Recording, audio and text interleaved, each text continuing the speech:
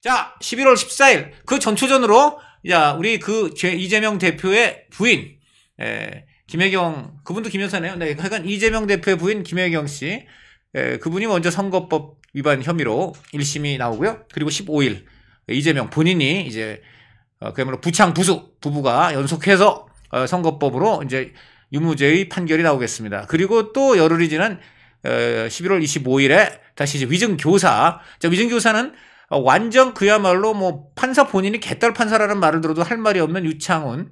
이분도 지금 그래 작년에 영장을 기각한 이분이죠. 뭐라 그랬습니까? 위증교사 혐의는 소명된 걸로 보인다. 그야말로 개딸급 판사까지도 인정을 한 이 위증교사 혐의, 그 소명된 혐의, 이것에 대해서도 이제 1심 판결이 나옵니다. 네, 뭐 잔치국수 먹읍시다 말씀 나오고 막 있는데요. 자, 정말 잔치국수 먹을 수 있는 그런 판결이 나올지 모두가 이제 관심을 기울이고 있는데요. 자, 여러분, 여기서 지금 굉장히 중요한 화두가 나왔습니다. 뭡니까? 이재명 1심 생중계입니다. 그렇습니다. 이재명 1심 생중계. 굉장히 중요한 건데요. 이게, 자, 다시 한번 말씀을 드리겠습니다. 판사회란 말씀드리겠습니다. 서울중앙지법 형사합의 34부 한성진 부장판사입니다. 자, 15일 이재명 대표의 1심 선고를 앞두고 이재명 대표 이 공판의 중계 여부를 이르면 이번 주. 자, 오늘이 그러니까는 이제 뭡니까? 오늘 월요일인가요? 화요일인가요? 네, 화요일이죠. 앞으로 수, 목, 금. 이번 주라는 거는 결국은 이제 금요일까지는, 뭐 법원은 이제 토요일을 놓으니까 금요일, 앞으로 사흘 안에 생중계냐 아니냐 결정을 하게 되는 겁니다. 그리고 그 다음 주 이제 14일날, 15일날 생중계가 되는데요. 자, 그 다음에 여기서 지금 굉장히 중요한 우리 인물이 나오죠. 바로 주진우 의원입니다. 주진우 의원이 누굽니까? 과거에 호랑이 잡던 그런 검사죠. 그야말로 그 호랑이급 검사죠. 그 윤석열 그 검사팀에서 아주 맹활약했던 우리 주진우 전 검사인데, 이분이 아주 묘수를 냈어요. 그 이재명 형사 사건 TV 생중계 방송 요청, 이것을 지난 4일, 그러니까 어저께죠. 어저께 중앙지법에다가 제출을 했습니다. TV 생중계 요청을 제출을 했고요. 그 다음에 이 주진우 의원만이 아닙니다. 지금 원래는 같은 민주당 뿌리에서 나온 새미래민주당 전병헌 대표가 역시 최근 페이스북에 생중계 추진하겠다. 그래서 민주당하고 국민의힘, 조국혁신당 등 6개 정당에 자, 이재명 대표 생중계 추진에 협조해달라는 공문을 보냈다 했고요. 그 다음에 여기는 아예 세게 법원 게시판을 통해서 국민청원까지 시작할 것이라고 했습니다. 원래 바로 이재명 대표 민주당 한 뿌리였던 이 새미래민주당, 여기도 지금 대표가 직접 이렇게 성명을 냈을 뿐더러 오히려 이 당에서 국민의힘을 비롯해서 민주당 그리고 조국혁신당까지 다 함께 생중계에 우리 동참하자 이렇게 지금 했기 때문에 굉장히 지금 상당히 센 압박으로 지금 이재명 대표와 법원에 생중계 요청이 들어가고 있는 겁니다. 자, 그리고 이것에 서울중앙지법 법원장이 직접 의견을 냈어요. 지난 이달 22일 국회 국정감사에서 이것은 재판장이 허가할 사항인데 피고인의 의사와 공공의 이익, 피고인의 사익을 비교 형량에 잘 판단할 것으로 생각한다는데, 자, 여기서 중요한 건요, 공공의 이익입니다. 피고인의 의사도 있지만 공공의 이익이 더 우선된다고 판단하면 피고인이 반대해도 재판을 생중계할 수 있습니다. 그리고 이게 지금 누가 바로 이 원칙을 만들었나요? 바로 이 민주당이 그렇게 사랑에 맞지 않았던, 여러분 아시죠? 김명수. 네, 그렇습니다. 김명수 이 전 대법원장이 대법원장 시절에 2017년도에 갑자기 법원 규칙을 바꿔가지고요, 1심부터 생중계가 가능하다. 언제? 공공의 이익이 있을 때. 그러니까 피고인의 의사를 먼저 물어보지만 피고인이 반대를 해도 공공의 이익이 있으면 할 수 있게 이렇게 규칙을 만들었습니다. 누구죠? 네, 완전 민주당 그 자체라고 해도 과언이 아닌 김명수라는 이 대법원장. 네, 정말 대법원장 자격이 없는 사람이지만 이 사람이 어쨌든 대법원장 시절에 대법원장 되자마자 이걸 했어요. 그때 어떤 일이 벌어졌나요? 바로 이런 그 김명수 대법원장의 갑작스런 생중계 규칙 변경으로 누가 거기에 가장 재물이 됐나요? 그렇습니다. 바로 박근혜 전 대통령, 이명박 전 대통령입니다. 이 두 사람이 당시에 이제 1심을 받고 있는 상황에서 이거를 생중계를 하겠다고 한 거예요. 그때 박근혜 전 대통령 측도 반대를 하고 피고인의 의사는 반대였는데도 공공의 이익이라고 하면서 이것을 생중계하게 만든 자가 누굽니까? 바로 김명수입니다. 자, 그렇다면 김명수가 그렇게 해서 법원의 규칙이 된 만큼 이제 예외는 없는 거죠. 이제는 당연히 그때 뭐라 그랬습니까? 공공의 이익이라 그랬어요. 전 대통령이고 뭐 국가 지도자고 정치 지도자고 하니까 공공의 이익으로 당사자가 반대도 한다 이랬단 말이에요. 똑같지요. 지금 여의도 대통령 아닙니까? 지금 입법권 갖고 완전히 그야말로 국정을 뭐 완전 좌지우지하는 사람이 누굽니까? 이재명 대표 아닙니까? 그러니까 이재명 대표의 1심에 대해서도 당연히 김명수의 잣대로 본다면은 당연히 생중계 해야 되는 겁니다. 딴 사람도 아니에요. 바로 민주당이 그렇게 사랑에 맞지 않은 김명수란 사람이 이렇게 만들었기 때문에 김명수의 잣대로 이재명 대표는 지금 생중계를 당연히 하는 것이 맞습니다. 자, 그런데요. 제가 주진우 의원하고 직접 통화를 해봤습니다. 주진우 의원하고 통화를 해본 결과 이게요, 단순히, 그러니까 그때 박근혜, 이명박, 1심 생중계 했으니까, 여기 복수하자. 너네도 한번 당해봐. 이러한 단순한 복수심. 이게 아닙니다. 이거 굉장히 중요한 거예요. 이제 주진우 의원 얘기 들어보면 굉장히 큰 의미가 있더라고요. 제가 그래서 그 의미를 여러분께 말씀드리겠습니다. 첫 번째로 어떤 의미가 있냐 하면요. 자, 원래 이 공개가 안 되면은 그 판결문도 공개가 안 됩니다. 여러분 이거 중요한 겁니다. 생중계가 안 되면요. 판결문에 결론은 공개되죠. 예를 들어 이재명 대표 징역 1년, 집행유예 얼마 또는 징역 2년 이런 식으로 판결 결과는 공개가 돼요. 근데 이제 그 판결에 이르기까지의 그 판사의 판단, 쉽게 말하면 판결문이죠. 이러이러하고 이러한 죄가 있어서 이러이러한 판단에 따라서 이 사람은 이런 형을 내림. 이제 이 판결문인데 이게 굉장히 중요하거든요. 왜 중요하냐? 이걸 가지고 이게 공개가 안 되면은 어떤 문제가 여러분 생기는지 아십니까? 어떤 문제가 생기느냐? 이 판결문은 당사자한테는 당연히 공개가 돼요. 그 사람이 왜 이런 형을 받았는지를 그 사람은 알아야 되니까 민주당하고 이재명 대표한테는 간단 말이에요. 그럼 어떻게 되겠습니까? 거기서 자기네들 마음대로 막 이제 이거를 편하게 해석하는 거죠. 판사가 보니까 여기는 분명히 지금 이재명 대표가 무죄다. 문제가 검찰의 기소에 문제가 있다. 이렇게 하다가 돌연 갑자기 이상한 논리를 해가지고 말도 안 되게 유죄를 때렸다. 이런 식으로 얼마든지 판결 내용을 자기들 마음대로 아전인수식 해석이 가능하다는 겁니다. 굉장히 이게 중요한 거예요. 두 번째는 여기에 대해서 당연히 이제 그럼 국민의힘이라든가 언론에서 진짜 우리도 그럼 판결문 보자 해서 공개를 요청할 수 있겠죠. 공개를 요청을 하면 공개가 뒤늦게 됩니다. 좀 시간차가 있기 때문에 먼저 민주당의 해석이 먼저 발표가 되는 거예요. 그럼 이제 민주당 유력의 아전인수 해석이 나올 수가 있고, 그래서 이재명이 유죄를 만약에 먹더라도 이 유죄를 먹은 게 굉장히 억울하다. 판사의 판결에 문제가 많다. 이 판결문 보니까 아주 논리도 엉망이고 검찰이 얼마나 이 상황을 조작했는지가 나온다. 이렇게 할 수가 있는 거예요. 자, 그래갖고 일단 그렇게 해서 민주당이 선점을 할 수 있죠. 두 번째, 뒤늦게 판결문이 이제 국민의힘이라든가 또 언론에 공개가 되는데 이때 어떤 문제가 생기냐면요. 어떻게 되느냐. 이렇게 판결문이 나온단 말입니다. 그런데요, 여기 보면은 아마 그 사람만 알 수 있을 거예요. 피고인 이재명은 요 정도까지는 공개가 되는데요. 피고인 이재명은 뭐월 누구랑 어떻게 뭘 하고 뭘 공모해서 어쩌고 저쩌고 여태 누구누구 김공공, 박공공, 장공공 이런 식으로 하는데요. 그 사람들 이름이 전부 000으로 나와요. 그 땡땡땡. 그러니까 여기 완전히 판결문이 아니라요. 무슨 판땡문 같은 거예요. 땡문. 왜냐면 하도 땡이 많아가지고. 그래서 과거에 보면 이런 중요한 사건을 뒤늦게 언론이나 이렇게 받아가지고 저희들이 보면은 아무에도 까는 것 같아요. 그 000, 세모, XXX 이런 걸로 꽉 차. 그렇기 때문에 이 판결문이 공개가 돼도 이게 판결문이 아니라 암구호문처럼 이렇게 돼서 굉장히 진입하기 어려울 수가 있다. 그렇기 때문에 이 생중계를 하게 되면 어떻게 됩니까? 바로 다 받아 적거나 그대로 녹음이 되니까는 판결문이 그대로 온 국민에게 다 소상히 이름이 다 가지고 공개할 수 있는 거 아니겠습니까? 이렇게 되면 어떤 문제가 해결되나요? 민주당의 아전인수식 해석이 없어집니다. 온 국민이 다 들으니까 그 단일한 텍스트가 나오는 거고, 그럼 그것 자체로 이제 판단이 되는 겁니다. 그러니까 이게 굉장히 중요한 거예요. 이게 단순히 무슨 복수, 박근혜, 이명박의 복수가 아니에요. 그게 아니고 이재명 판결의 그 논리, 그리고 이재명 판결이 왜 그렇게 내려졌는가에 대해서 국민이 가장 객관적이고 정확하게 알 수 있게끔 이렇게 환경을 조성하는 것이 바로 생중계이다. 그러니까 이 생중계라는 의미는 판결문 공개인 거예요. 판결문 그대로 아주 더도 덜도 아니고 그 자체를 우리 국민이 모두 알게 공개해야 된다. 이게 1번이고요. 두 번째는 판결문의 내용입니다. 판사가 지금 판결문을 쓰고 있을 텐데요. 여러분 아마 이런 과거 경험하셨을 겁니다. 무슨 판결문을 보면요. 그래서 도대체 이게 어쩌자는 거야? 왜? 처음에 이제 시작을 하는데요. 이재명은 어쩌고 저쩌고 어쩌고 저쩌고 이리하여 이렇게 되었는데 저렇게 된 바 이렇게 되고 저렇게 되어 해갖고 주주주주 나가는데 도대체 언제 그래서 이게 죄가 된다는 거야, 안 된다는 거야. 그래서 이걸 보니까 이렇게 되는데 이게 이렇게 보니까 다시 또 이렇게 꼬고 갑자기 뭐 강릉 갔다가 갑자기 무슨 대전 갔다가 다시 저쪽에 어디 저 대구 갔다가 이번엔 또 나주 갔다가 그래서 이제 제주도 간단 말이에요. 그러면은 어떻게 됩니까? 이 국민들이 말입니다.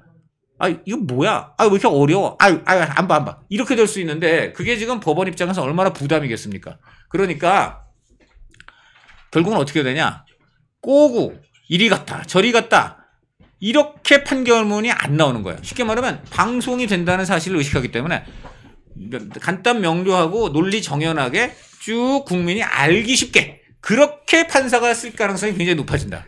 그런 거죠. 그러니까 여러분도 아마 그냥 혼자서 뭐 누구 옆에 주변 의식 눈치 안 보고 편하게 얘기할 때 하고 그냥 방송 카메라 들어오면 아무래도 당연히 좀 논리 정연하고 간단 명료하게 얘기해야 되지 않습니까? 판사도 똑같은 거예요. 그래서 판결문이 굉장히 쉬워진다. 알기가 쉬워지고 논리가 명료해진다. 그것도 굉장히 중요한 겁니다. 그리고 판사가 양형을 때리고 유죄를 내리는 데 있어서도 그 국민들에게 뭐 꼬고 변명하고 뭐 이런 게 아니고요. 딱 정확하게 하게 된다. 그렇기 때문에 이게 정말 중요한 겁니다. 첫 번째는 민주당의 아전 인수식 해석을 막을 수 있다. 1번. 2번. 국민이 모두 알기 쉽게 명료하게 판결을 내리기 때문에 결론이 어떻게 나나? 논란이 안 나는 겁니다. 알기 쉽고 간결하고 명료하게 나기 때문에 뭐 더 이상 논란이 날 게 없어요. 거기에 대해서 민주당이 또 막 태클 걸고 이렇게 하기 어렵습니다. 확실하게 명료하게 나기 때문에. 그렇기 때문에 이 생중계는 단순히 복수가 아닙니다. 당연히 생중계가 됨으로써 이 중요한 판결을 온 국민이 다 공유하고 두 번째 그 판결이 어떤 논란이나 추가적인 그래서 또 그 판결의 문제를 낳는 이런 문제가 없어진다는 점에서 굉장히 생중계의 이 필요성은 높은 겁니다. 이런 정치적으로 논란이 큰 사건일수록 생중계는 해야 되고 세 번째는 간단합니다. 누구보다도 바로 이렇게 생중계를 원한 사람들이 누굽니까? 그게 민주당이고 김명수 아닙니까? 자기는 뭐라 그랬어요? 국가를 이끄는 정치 지도자의 이러한 그 판결에 있어서는 생중계를 해야 된다.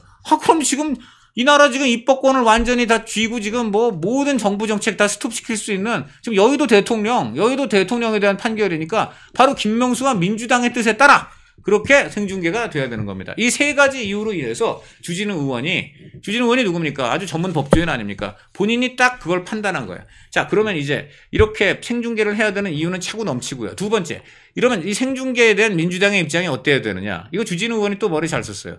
지금 생중계는 민주당이 안 받기가 어렵습니다. 왜 안 받기 어려우냐?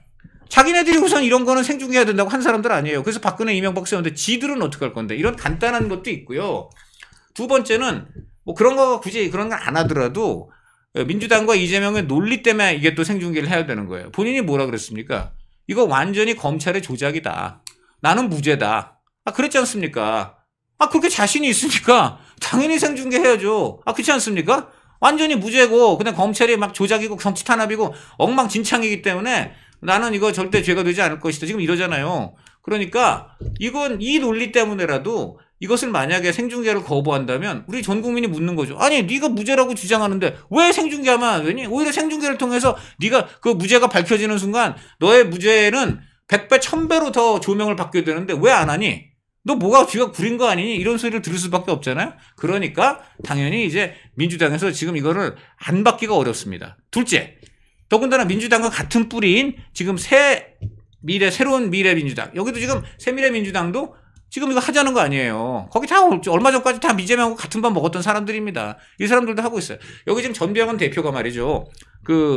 이 생중계를 하면서 이 페이스북 올리기 전에 어딜 갔냐면요. 백현동에 갔습니다. 여러분이 굉장히 중요합니다. 새미래민주당의 아침에 이제 최고위원 회의를 일부러 백현동 가서 했어요. 왜? 바로 이 지금 선거법의 이재명 선거법 재판의 정점이 백현동이거든요. 여러 가지가 있는데 백현동이 뭡니까?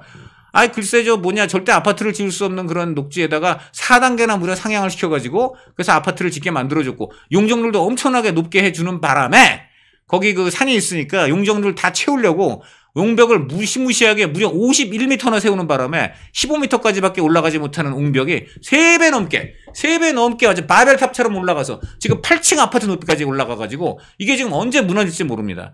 거기 수천 명 지금 거기 집주민들이 언제 붕괴돼가지고 그 죽음의 그런 공포 속에 살아야 되는 그런 곳이 돼버렸어요. 그리고 거기 지금 준공허가가 안 나니까요. 뭐 수억 원씩 돈 주고 샀는데 지금 이거 팔지도 못합니다. 지금 그렇게 세상에 엄청난 피해자들이 어디 있습니까? 이거 만든 게 누굽니까? 이게 다 성남시, 이재명의 성남시입니다. 자, 그러니까 이거를 세상에 지금 그 거짓말 피하려고 말이죠. 뭐라 그랬어요? 지금 박근혜 정부가 압박을 해가지고 뭐 내가 그렇게 했다는 건데 지금 공문을 통해서 다 드러났잖아요. 박근혜 정부가 전혀 이건 다 지자체, 성남시에서 알아서 저기 판단할 일이라고. 그러니까 그리고 이렇게 압박받았다고 지금 증언하는 공무원도 없고 성남시 공무원도. 그러니까 여기에 대해서 이것은 무엇이냐? 그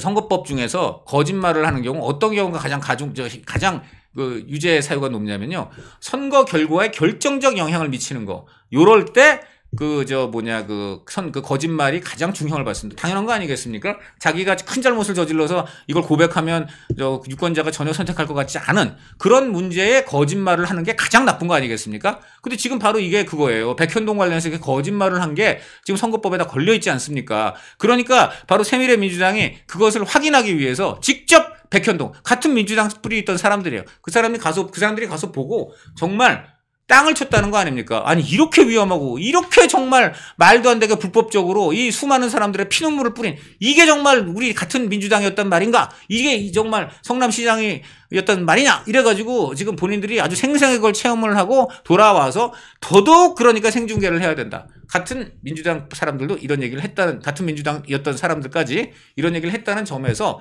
더더욱 민주당이 이거 안 받기가 어렵다 말씀을 드리고 법원은 뭐 더 말할 것도 없습니다. 바로 직전 대법원 수장이 그렇게 지금 규칙을 만들어서 박근혜 이명박 전 대통령에 대해서 생중계를 했는데 지금 여의도 대통령에 대해서 생중계를 안 한다 그러면 법원의 권위도 땅에 떠들 가능성이 높다. 그렇기 때문에 이 지금 생중계 가능성은 갈수록 말 그대로 살아있는 중계인데 생중계 가능성도 점점 쌩쌩 살아있을 가능성이 높게 된다. 이렇게 말씀을 드리고 어쨌든 그럼에도 불구하고 여론의 압박은 분명히 있어야 됩니다. 그 점에서 저는 이 많은 시청자 여러분들께서도 법원과 민주당에 아니 여러분들이 그렇게 원했던 생중계니까 꼭 해달라. 무죄를 기원한다. 뒷말은 안 하셔도 되는데 그렇게 무죄라니까요. 그리고 당신들이 그렇게 무죄라니까 더더욱 당신들 주장대로 되는지 우리가 지켜보고 싶다 해서 생중계 요청을 좀 여론으로 압박할 필요가 있는 것 같습니다. 자, 이러는 순간에 지금 우리도 라이브를 하고 있는데요. 지금 생중계 상황에서 자, 이종근 진행자 등장하셨습니다. 네. 아유, 너무 재밌게 들었습니다. 강 의원이 정말 잘 설명을 해주셔갖고 제가 없더라도 혼자서 너무너무 이렇게 재밌게 하시네. 이번 기회에 제낄 수 있어요. 그러게 말이야. 제 출연료까지 다 몰아서 가져가시면 어떨까. 속으로 굉장히 걱정을 많이 했습니다. 네. 말씀하셨듯이 지금 민주당 내에서도 뭐 김영배 의원이라든지 그럼요. 이런 사람들이 그거 뭐 검토할 수 있다라는 거 아니에요? 이게 그럼요. 자신감의 발로일까요? 아니 우선 논리적으로 네네. 그게 맞으니까 그런 거라고 그렇죠. 봐야 되겠죠. 그렇습니다. 논리적으로 그게 맞는 거. 아니 그리고 사실 지금 생중계는요. 네네. 민주당 정권, 민주당 대법원 때 나온 거예요. 지금 그렇죠. 이 사람들이. 그 전에는 네. 피고인의 동의가 꼭 있어야 됐는데 그렇죠. 김명수 대법원장 시절에 규칙을 바꾸면서 피고인의 동의가 없어도 그럼요. 해당 재판장이 허가를 하면 네. 중계를 할 수 있다 이렇게 바꿔버리지 않았습니까? 네. 그것도 다분히 이제 박근혜 전 대통령이나 네. 혹은 그 후에 있었지만 어쨌든 이명박 전 대통령을 네. 생중계하기 위한 하나의 방편이었죠. 하지만 그게 어떤 의미에서는 아까 말씀하셨듯이 기자들이 막 이제 이 속보를 내잖아요. 근데 속보 자막이 전부 다 이거 무죄 나는 거 아니야? 중간중간에 이렇게 그것만 따오면은 그렇죠. 도대체 알 수가 네, 없어요. 근데 마지막 딱 가면은 대반전이 일어나 맨날. 그렇잖아요. 그러니까 그 과정 전체 지켜보는 누구죠? 우리 국민들 입장에서 답답한데요. 네네. 네. 그러니까 저 몽땅 다 처음부터 끝까지 생중계하면 됩니다. 네. 그러면은 법적 논란도 없고 그리고 무엇보다 가장 중요한 건요. 이런 판결은 아전인수 해석하면 안 됩니다. 그렇죠. 아전인수 해석해서 판결을 갖고서 막 뒤늦게 그냥 자기 어떤 그 정치적 또 개인적인 그런 이득에 맞춰가지고 네. 곡해를 하고 네네. 선동을 하고 네. 이제 이런 일은 없어야 되기 때문에 그렇죠. 그런 점에서 생중계를 해야 된다. 네. 그리고 아까도 말씀드렸습니다만 바로 민주당과 김명수가 그렇게 원했던 생중계이기 때문에 네. 당연히 할 수밖에 없다. 네. 그냥 지금은 이 생각할지 모르겠어요. 김명수 어떤 거요? 사람이. 그게 피고인의 의사에 반하더라도 공공의 이익이 될 경우는 앞선다면. 한다. 이제 이렇게 되는데 요거를 예. 바꿔서 피고인은 이 경우 피고인의 경우는 보수 측 피고인만 나옵니다. 네. 그래서 그렇죠, 그렇죠. 네, 좌파 피고인의 이익에 반대할 경우에는 안 해도 된다. 안 해도 된다. 아마 이런 걸 너무 넣고 싶지 않았을까 하는데요. 뭐 그건 불가능하겠죠. 법이란 네. 게 그렇지 않으니까. 그렇죠. 네, 법은 네, 네. 보편성. 네. 누구한테도 다 적용돼야지 네, 그 네, 법이 네, 네. 지속성이 있는 네, 것이죠. 네, 네. 자, 그런 와중에 어쨌든 많은 분들이 오셔서 이거 이종구는 왜 안 나오냐라는 걱정을 해주셨는데 네. 나옵니다. 걱정하지 마십시오. 꼭 아니, 나오겠습니다. 네, 네네. 네. 근데 지금부터 법 쪽의 어떤 들리는 어떤 이야기 같은 거 혹시 들으신 거 있나요? 생중계에 대한 어떤 그러니까 법원 쪽에서는 어떤 움직임이 아직 안 법원 나오고 쪽에서는 있고. 이르면 이제 금주 아니니까 오늘이 이제 화요일이잖아요. 네네. 수목금 3일 안에 결정이 납니다. 왜냐하면 다음 주 이제 결국 목금에 지금 그렇게 되는 거 아니겠습니까? 그렇죠. 박근혜 대통령 때는 내가 기억하기에는 사흘 전에 결정을. 그럼요. 사흘 전에 결정해서 사흘 전에 그런 걸 결정을 아마 그런 것도 평평 볼 겁니다. 그렇기 네네. 때문에 다음 주 월요일이나 그쯤 해가지고 그렇죠. 나오지 않을까 네네. 생각을 하고 네. 박근혜 대통령 전 대통령에 대해서 네. 그렇게 법원이 그런 결정을 했다면 네네. 저는 그 잣대로 당연히 이것도 생중계가 돼야 될 것 같고 네. 만약에 안 그렇다면 네. 이거는 아마 그 희대의 네. 그 어떤 논란을 부를 것 같아요. 그렇죠. 조희대 대법원이 아마 희대의 논란을 부르게 되는. 오늘 좀 라임이 되시네요. 예. 제가 이런 거 했다가요. 좀 예. 주의를 많이 먹었습니다. 아, 그래서 그렇군요. 오늘 그리고 괜찮아요. 여기 웰컴은 마음껏 하십시오. 근데 또 이거를 그런 얘기를 하니까 바로 또 옆에 분이 그걸 받아서 하는데 예. 제가 그 순간 반성했습니다. 이러면 안 되는데. 네, 어쨌든 지금 들려드린 대로 생중계에 대한 분위기가 무르익고 있습니다. 어저께 다르고 그저께 다르고 네. 지금 오늘 다르고 내일은 또 더 달라질 겁니다. 자, 국민의 87.8%인가요? 87%인가가 지금 생중계 찬성입니다. 그렇습니다. 네. 날이 갈수록 어쨌든 찬성하고 또 이것을 꼭 생중계해야 된다라는 의지가 높아지고 지금 있으니까. 판사도 지금 67%, 이건 아니구나. 이때 말이죠. 재미있는 게 박근혜 대통령 때문에요. 판사가 67%가 생중계 찬성을 했다고 해요. 법원행정처가 설문조사를 했더라고요. 보니까 그렇죠. 당시에. 그래서 당시에 법원행정. 그것도 참 그런 게 네네. 판사들 여론몰이를 법원행정처가 그때 그게 바로 김명수의 법원행정처잖아요. 그렇습니다. 그때는 그런 열성으로 할 정도면 네네. 이번에도 하셔야 될 것 같고. 그렇죠. 그다음 지금 제일 중요한 건 말이죠. 네네. 87.9%. 네. 작년에 나왔네, 작년에. 네. 이재명 재판이 이게 사실 지금 판결만이 아니라요. 그렇죠. 작년에 2023년에 이것을 조사한 거에 따르면 아까 말한 대로 87%가 네네. 다 해야 된다 이렇게 얘기를 했습니다. 네. 자, 어쨌든 아까 말씀드린 대로 생중계에 대한 국민적 열망이 높아질수록 해당 그 재판부는 생중계 쪽으로 마음을 바꿀 겁니다.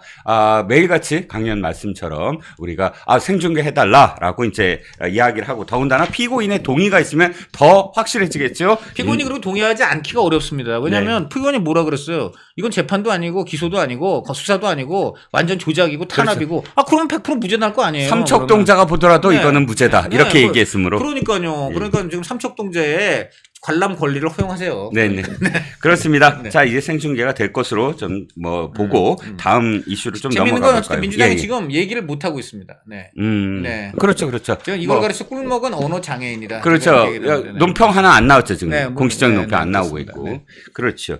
자, 두 번째 이슈로 넘어갈게요. 깜짝 놀랐습니다. 윤 대통령이 이렇게 어떤 결단을 내린다 이런 모습이 사실 최근에 안 보였는데 바로 좀 속 시원했습니다. 내일 모레 그렇죠. 기자들과 일만일단 하겠다. 원래는 반환점을 돌고 있으니까 한 번은 대국민 담화라든지 혹은 기자회견을 하긴 해야 되는데 지금까지는 11월 말에 한다고 했습니다. 11월 말에 한다는 건 여러 가지 의미가 있겠지만 어쨌든 두 개의 순방 일정이 있죠 아마. 그렇죠. 순방 일정을 하고 에이펙 등을 포함을 해서 순방 일정이 어느 정도 끝난 다음에 순방의 성과까지 포함을 해서 그렇죠. 국민들에게 보고를 하겠다라는 의미로 저는 생각을 했거든요. 그렇죠. 그런데 사실은 그 생각이 언제 나왔느냐? 바로 명태균의 녹취록 이전에부터 사실 방침이 그렇게 돼 있었던 걸로 압니다. 그렇죠. 그런데 명태균의 그러니까 변수가 생겼죠. 네. 명태균의 녹취록, 윤 대통령의 육성이 그대로 담겨져 있는 녹취록이 나옴에 따라서 사실 걷잡을 수 없이 지금 매일매일 파장이 커지고 있었습니다. 매일매일 언론들이 진영을 떠나서 지금 단독 경쟁을 벌이고 있고 그럼요. 뭐 누구나 할 거 없이 명태균의 어떤 그런 그 입만 바라보고 있는 그런 형국에서 바로 내일 모레 7일 날 하겠다라고 한 그 어저께 밤에 갑작스러운 어쨌든 발표, 이 발표가 상당히 그래, 대통령실 이젠 조금 움직이구나 이런 생각이 좀 들었습니다. 그런데 그 현장 기자이시니까 물론 현장이라는 폭넓은 의미로 말씀을 드립니다. 어저께 밤에 도대체 무슨 일이 있었던 거지요? 왜냐하면 대통령실 출입 기자들조차도 오후까지 전혀 알 수가 없었다. 이렇게 얘기를 하거든요. 두 가지 변수가 사전에 있었어요. 우선 윤 대통령이 시정연설을 불참했잖아요. 네네. 4일이 좀 여러 가지 이제 의미가 있는데요. 네. 어저께 아침에 이제 윤 대통령이 예정돼 있었던 시정연설을 네. 11년 동안 뭐 보수나 진보 대통령 모두 항상 했던 그 대국민 예산안 설명 절차인데 네네. 이것을 지금 결국에 이제 안 했단 말이에요. 네. 그렇게 되니까 이제 여당에서 심지어 친윤계조차도 네. 시정연설은 좀 하시는 게 좋지 않았겠냐 이제 이런 좀 얘기가 나왔고요. 네. 그 다음에 결국은 이제 그 시정연설 불참까지도 포함을 하지만은 한동훈 대표가 작심을 하고 나흘 동안 침묵을 하다가 깼습니다. 그 나흘 전에 이제 결국 명태균과 대통령의 대화, 네. 녹취록이 터지는데 한동훈 대표는 그 이후 죄송합니다. 그 나흘간 침묵을 지키다가 장고를 하다가 이거 먹으면 더 제가 지색할 것 같습니다. 그래서 제가 뜻은 감사합니다. 그래가지고 그 나흘간 침묵하다가 또 아침날 어저께 이제 얘기를 했는데 그 요지인즉슨 뭐 다 아시겠습니다만은 강도 높은 인사 쇄신, 용산의 태도 변화 그런 걸 촉구를 했잖아요. 그런데 이런 거에 대해서 결국은 대통령이 그 친윤계까지도 포함한 당의 전반적인 하여간이 좀 쇄신 요구. 네네. 그리고 한동훈 대표만이 한 게 아니고요. 네. 어제 시도지사 협의회라든가 네네. 중진 의원 모임이라든가 원로들 또 어떤 그 협의 기구라든가 계속 다 터져 나왔잖아요. 그렇죠. 이런 마중에 이제 참모들이 아마 정기석 실장, 뭐 홍철호 정무 이런 분들이 이제 강하게 또 얘기를 아마 했을 것이 분명하고요. 그래서 이제 윤 대통령이 그럼 하자 이렇게 된 것 같아요. 네. 그러니까 시정연설과 한동훈의 이제 강한 어떤 드라이브 어제 두 가지가 시정연설 후폭풍하고 불참 후폭풍 그리고 이제 한동훈의 강한 드라이브 그리고 이제 여권 뭐 개파를 가리지 않은 여권 전반의 어떤 대통령 입장 표명 요구 이것이 이제 나온 그 또 하나의 이유는 대통령실이 자꾸만 이제 에이펙을 이제 다 가게 되는데 이달에 에이펙하고 뭐 그 이후에 또 각종 외교 일정 그리고 미국 대선 변수까지 다 이제 소화된 다음에 하겠다는데. 너무 늦는 거죠. 그렇게 되면 그러면 11월 중순이나 하순이 되는데 그렇죠. 그때 가면은요. 벌써 또 다른 이슈가 더 터져 나올 수가 있어요. 그렇습니다. 그래서 네네. 그리고 지지율도 또 어떻게 될지 모르고 그래서 너무 늦는다 해가지고 이런 세 가지 요인이 다 겹쳐서 대통령이 어저께 전격적으로 결정을 한 것 같은데 여기서 또 조금 주목되는 게 추경호 원내대표 행보죠. 네네. 오후에 갑자기 용산으로 들어가서 네. 거기서 이야기를 하고 나왔고 오늘 추경호 원내대표 그걸 강조했어요. 오늘 이제 대통령이 7일 발표하시게 된 것은 네네. 어저께 나하고 네. 이런 대화의 자리가 있었고 거기서 내가 강하게 얘기를 한 뭐 그런 결과다라는 투로 얘기를 했고 지금 또 오늘 지금 대통령실 관계자가 당의 중심은 추경호 원내대표다 지금 이런 얘기를 또 했어요. 네. 그래서 지금 이게 상당히 좀 아쉬운 대목입니다. 이게 네. 왜 아쉽냐? 네. 첫째, 지금 이 얘기는 뭐냐면 결국 대통령께서 또 7일날 입장 발표하고 대국민이 어떤 해명하시고 기자회견까지 하니까 그건 좋은데 그게 이제 타이밍으로 보면 한동훈 대표가 강하게 그런 어떤 그 입장 표명을 좀 촉구를 하는 그 이후 그 직후에 나온 것이 되는 것인데 네네. 굳이 거기에 이제 추경호 원내대표가 급히 용산에 들어가서 추경호 원내대표가 마치 그 대통령의 입장 표명을 끌어낸 것으로 지금 일종의 지금 그렇게 좀 됐단 말이에요. 네네. 근데 과연 그게 정말 추경호 원내대표가 간언을 해가지고 그 전까지 전혀 꿈쩍도 안 하다가 하신 것인지 그 많은 사람들이 그렇게 해석하지는 않고 있고 굳이 해석을 한다면 이제 입장 표명을 하긴 해야 되겠는데 이제 모양새가 한동훈 대표가 촉구를 한 직후에 그걸 하게 되면 한동훈한테 떠밀려 가지고 하게 되는 거 아니냐 이렇게 보이는 게 그렇다 하니까 나는 추경호 원내대표가 그 누구냐 당의 중심이니까 당의 중심이 더 용산에 와가지고 간언을 하고 하니까는 그렇다면야 이렇게 지금 모양이 된 것 같은데 이게 어떻게 보이냐면은 용산이 한 대표하고 추경호 원내대표를 갈라친다. 네네. 이런 지적을 나올 수도 있어요. 그리고 그렇죠. 이게 지금 대통령이 입장 표명하는 게 무슨 한동훈 대표 때문에 하시는 겁니까? 그냥 민심이 지금 그러니까 하시는 거 아니에요. 그 민심이 그냥 하는 거면은 대통령께서 전혀 그런 걸 뭐 신경 쓸 이유가 없어요. 아니 모든 대통령이 민심이 원하면 다 하는 거지. 그러니까 대통령께서 이걸 7일날 입장 발표하는 걸 전혀 뭐 내가 한동훈에 떠밀려 이렇게 생각하는 사람이 세상에 어디 있습니까? 네. 굳이 뭐 그렇게 이제 몰아붙이는 사람도 있겠지만 본질은 이겁니다. 지지율 떨어졌고 민심이 지금 대통령 좀 입장 좀 얘기해 주세요.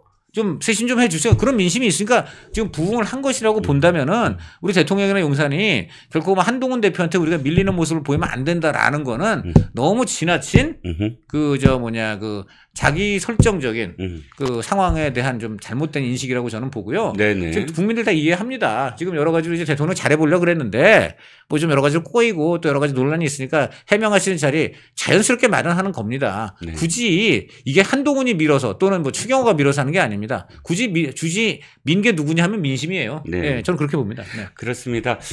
대통령실이 아직도 저는 이제 석연치 않은 부분이 하나 있는 게 인위적 인적 쇄신은 없다. 또 이렇게 강조를 하더라고요. 네, 그러니까 네, 네. 내일 모레 말할 것 중에 인적 쇄신은 포함되어 있지 않다라고 하면서 인위적이라는 표현을 썼어요.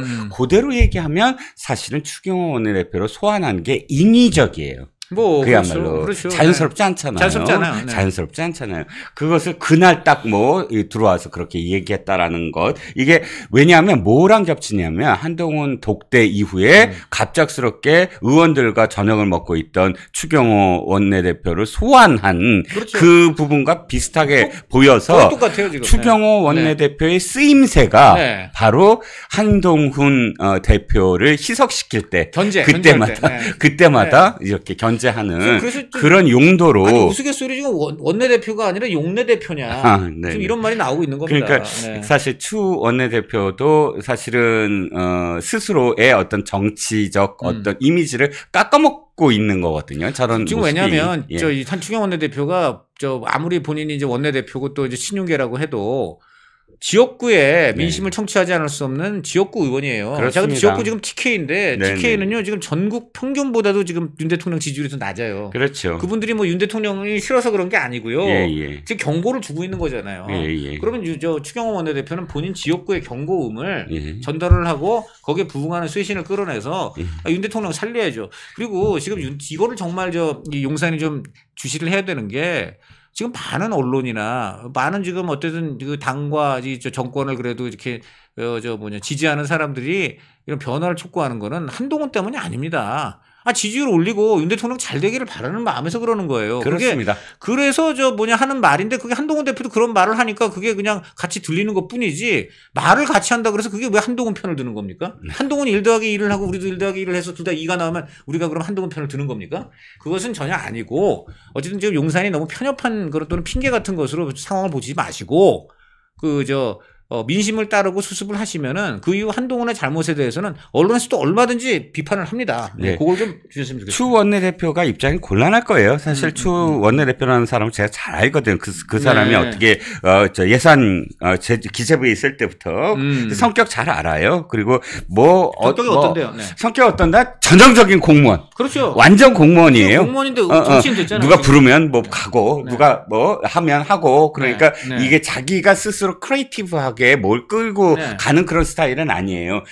근데 내 추 원내대표한테 하나만 얘기를 할게요. 좋아요 지금 그래서 뭐 용산에 어떤 부름 잘 받고 좋습니다. 그런데 어떤 상황에서도 사실 이 상도이 내지는 어떤 관례가 있는 겁니다.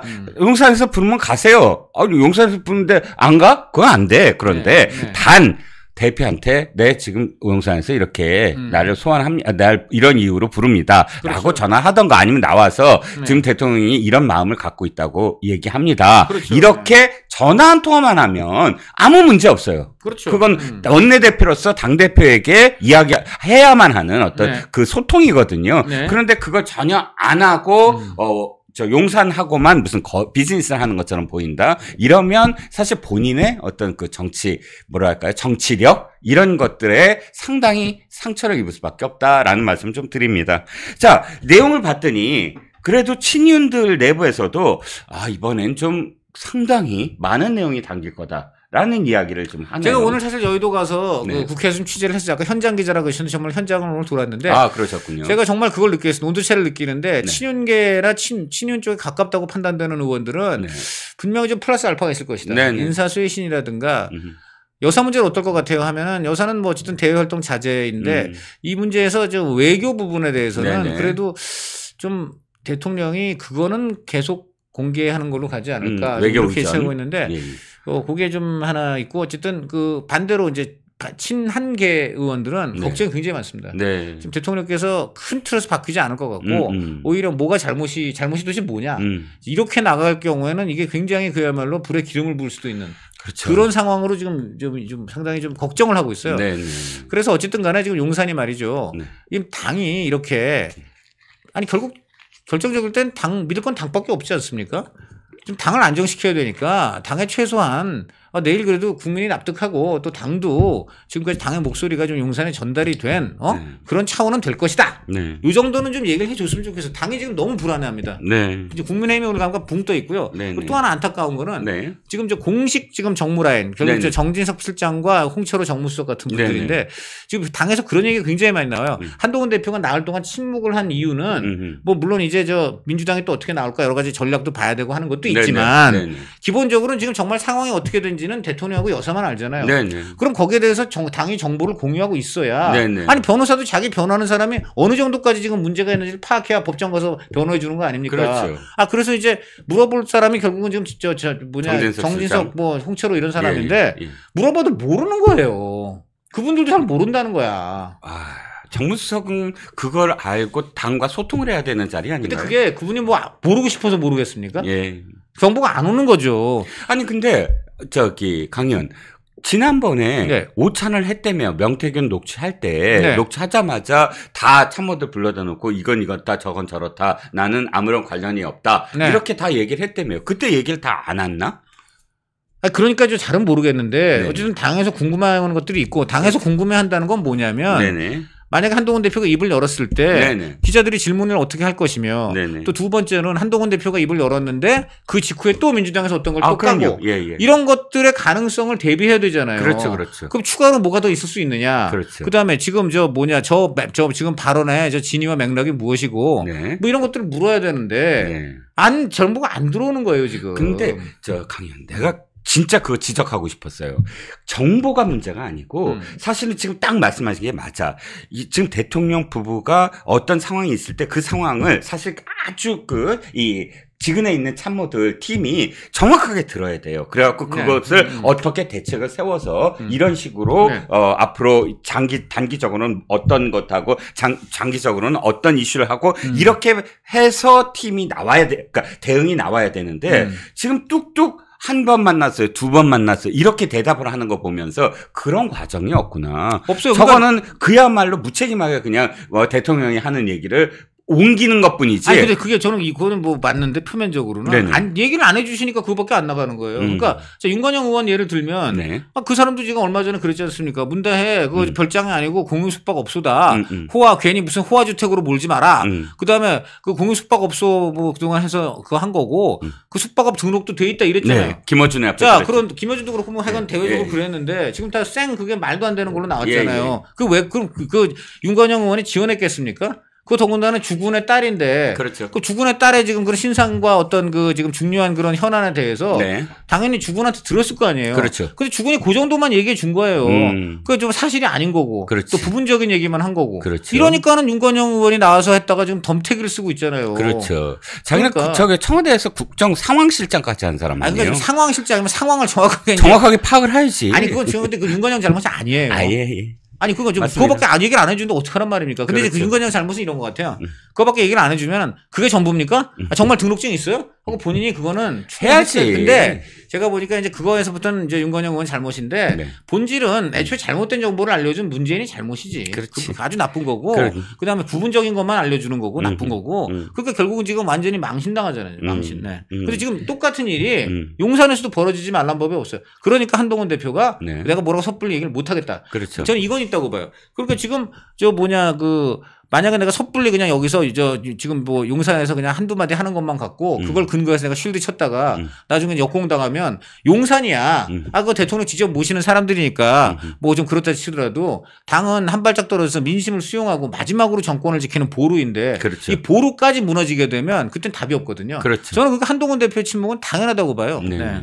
그렇습니다. 그런데 진짜 걱정되는 부분이 또 이거예요. 그러니까 친한이나 혹은 일부 친일들도 네. 지금까지와는 좀 달라져야 된다. 네. 내용도 내용이지만 태도의 문제, 그러니까 표현에 대한 어떤 어떻게 보이느냐, 이것도 참 중요하다. 네. 지난번에 왜 정말 총선 때 여러 가지 어떤 고비가 있었지만 의료 대란과 관련된 담화에서 국민들이 굉장히 실망을 많이 한 게 그 담화의 80%는 우리가 잘하고 있다. 그렇죠. 라는 거고 나머지 20%가 잘하는데 왜 못 알아주느냐 이런 화법이었거든요. 화법이 우리가 어떻게 해서 2,000명, 1,500명을 했습니다만은 하고 또 반전이 일어나요. 그렇죠. 아유 이거 국민 여러분들께서 제대로 평가를 못 해주시는군요. 거의 그런 분위기였는데 네. 이번에는 전혀 안 된다. 만약에 그때와 비슷하게 그렇게 우리가 잘하고 있다라는 걸 역설하기 위해서 담화를 하시려고 한다면 그거는 잘하고 못하고 문제가 아니거든요. 이미 그렇죠, 이미 성남 민심이 10%대의 어떤 긍정 평가로 나오고 있는 겁니다. 그렇기 때문에 그때와 좀 진짜 태도부터 내용이 달라져야 된다라는 겁니다. 그렇죠. 네. 자, 그래서 어쨌든 친윤들 일부 의원들이 또 김재원 최고가 네. 최고위원회에서 네. 대통령이 나서셔야 됩니다. 이렇게 얘기하는 거 보고 네. 야, 이게 둑이 무너졌구나라는 생각이 들었어요. 지금 우리 중앙일보 신문에 난 얘기인데요. 네. 지금 국민의당이 야한당, 국민의힘이 야한당이 됐다는 거예요. 굉장히 야한당. 왜요? 굉장히 야한당. 야해서 야한이 아니고 레드? 밤에는 레드? 친한이 되는다. 아하. 낮에는 주윤발당, 주윤당. 밤에는 굉장히 야한당. 야한당, 예. 주윤 야한이군요. 네, 이렇게 된 겁니다. 네. 그 이름에서 다 여러분 짐작하시겠죠. 분명히 우리 기자들이나 또 국민이 볼 때 친윤으로 분류되는 분들이 네네. 요즘 갑자기 행태가 이상해질 뿐더러 네네. 밤에는 갑자기 네네. 이분들이 항상 하던 말이 사라진다. 네네. 이런 건데 대표적으로 TK 중진 모 의원이 이 다른 의원 한동훈하고 가깝지도 않은 사람이에요. 네. 그런 사람한테 핵심 친윤이라고 하는 사람이 한 대표를 네. 지난번에 그렇게 독대도 안 하고 막 그렇게 마치 그 검사가 피의자 불러가지고 앉혀갖고 정진석 옆에 앉혀서 네네. 그렇게 얘기한 잘못이다. 네네. 그리고 그런 얘기를 하는가 하면은 또 지금 어떤 사람은 지금 친한계 윤석열 정부에서 고위직을 지낸 사람인데 네. 최근에 친한 의원들이 모이는 그쪽에 참석을 했다는 거예요. 네. 그쪽에 이제 참석을 했고 그리고 이거는 정말 좀 충격적인데 어떤 거요? 친윤 성향, 친윤계 중진인데 이 사람은 민주당 의원들하고 지금 나흘 전에 식사를 했는데 거기는 특히 친명, 비명도 아니고 찐명들이 이렇게 있는 민주당 의원 식사에 참석을 했다. 네. 근데 또 그게 하필이면 윤 대통령하고 명태균 녹음이 공개된 직후다. 뭐 이런 얘기가 나오고 있어서. 아니, 그게 또 이렇게 흘러 나오는 게 또 이상하네. 그게 뭐냐면 이제 당이 지금 이제 응집이 안 되는 거예요. 그렇죠. 응집이 안 되는 거고. 네. 옛날에 그냥 용산 하나로 다 됐던 당이 네. 이제는 그렇게 안 되는 거예요. 그렇죠. 거듭 말씀드리고 하면 지종근 진행자가 더 잘 아시겠지만 네. 당만큼 민심을 먹고 사는 그런 집단은 없습니다.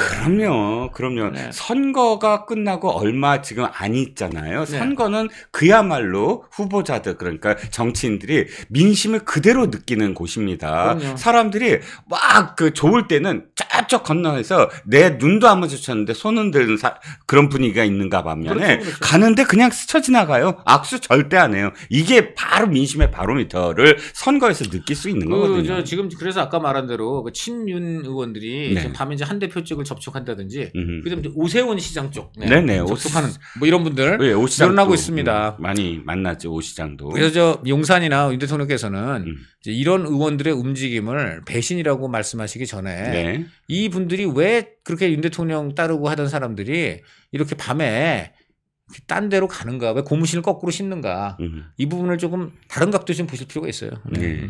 자, 어쨌든 저는 좀 희망적으로 봅니다. 윤 대통령이. 네, 저도 뭐 정말 기원합니다. 어젯밤에 뭐 일부 매체에서는 정진석 실장의 진언을 받아들였다. TV조선에서는 그렇게 지금 뭐 보도를 하는데. 그러니까 정진석 실장이 아시다시피 오선이고 국회 네. 부의장까지 했고 그리고 무엇보다 최근에 보면 김건희 라인에 지나친 일탈이라든가 이런 걸 나름 견제를 해온 게 사실이에요. 그 과정에서 이제 이른바 쿠사리 그런 것도 좀 많이 먹었지만 아니 정치인이 맷집이 있잖아요. 그렇죠. 맷집이 있거든요. 그래서 또 언론인 출신이고 그렇기 때문에 저는 정진석 실장 라인에 마지막 희망을 겁니다. 정진석 실장이 사실 그런 경험도 있어요. 지난번에 이명박 청와대에 들어가서 정무수석인가요? 했을 때 당시에 왜 저 강연 기억하시죠? 왕행정관. 그렇죠. 네. 왕행정관이 청와대를 뭐 좌지우지한다 이런 그렇죠. 얘기가 있었을 네네. 때 그때 아무도 그거를 제어하지 않았는데 그렇죠. 정무수석으로 들어가자마자 목소리를 높이기 시작했거든요. 그렇죠. 그렇죠. 이 청와대가 각각의 어떤 기강을 제대로 잡아야 된다라고 그럼요. 이야기하면서 그때 용기 있게 어쨌든 왕행정관을 견제를 했던 기억이 있습니다. 그럼요. 예. 네. 그래서 대통령이 어쨌든 정진석 실장의 이야기를 받아들인 것으로 이해하고 싶고 또 그만큼 내용도 충실하게 7일 날 반영이 됐으면 하는 마음입니다. 그렇죠. 자, 면역력이 왜 중요한지 말 안 해도 다들 아시죠? 저는 몇 년째 환신을 꾸준히 먹고 있는데 면역력만큼은 걱정 안 합니다. 요즘 같은 시대 튼튼한 면역력에 건강까지 쑥쑥 지금부터라도 환신 꼭 챙겨 드세요. 드셔본 분들만 그 진가를 느낄 수 있다니까요. 이재명이 지금 쪽팔린 게 있습니다. 뭐 항복 선언했어요. 어떤 거? 금투세. 네. 금투세는 전쟁을 지금 국민의힘이 전쟁터를 만들었습니다. 아예 예. 금투세 폐지해야 된다.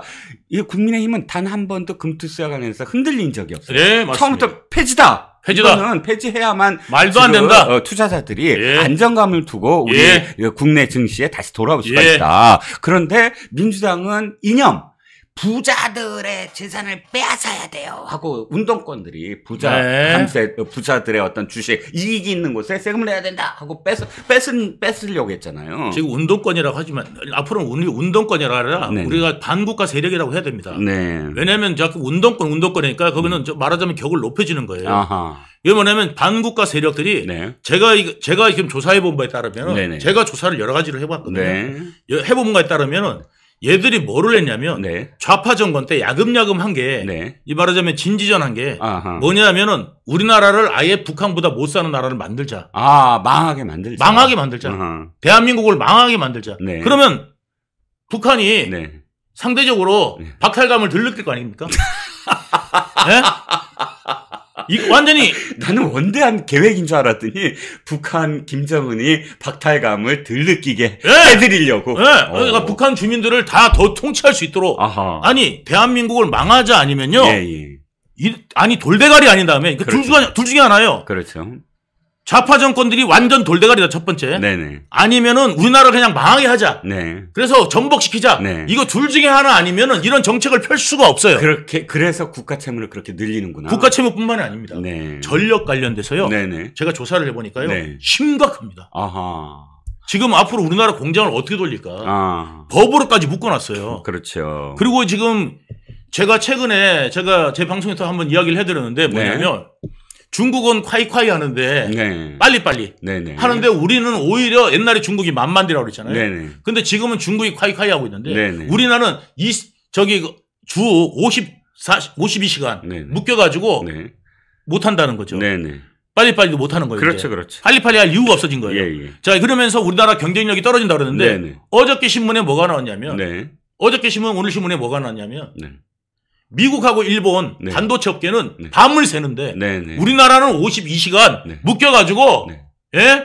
경쟁력을 잃어가고 있다. 네. 일본하고 미국은 밤을 샌다 오히려. 네네. 그러니까 중국하고가 아니라 네네. 아예 일본하고 미국은 밤을 새고 있다. 네네. 예, 실리콘밸리는. 네네. 그런데 우리나라는 뭐냐면 52시간에 묶어 있는데 그거를 만든 애들이 누구냐면은 바로 이 애들 아닙니까? 네, 우리나라 맞습니다. 산업국가고 공업국가인데 그렇죠. 그러니까 이게 뭐냐면요. 한 네. 가지만 더 말씀을 드리면은 네. 제일 중요한 이야기입니다. 두 가지 하셔도 됩니다. 예. 정말 이 한 가지 말씀드리고 싶은 게 뭐냐면 여러분 정말 이걸 귀교로 들어주십시오. 뭐냐면 보세요.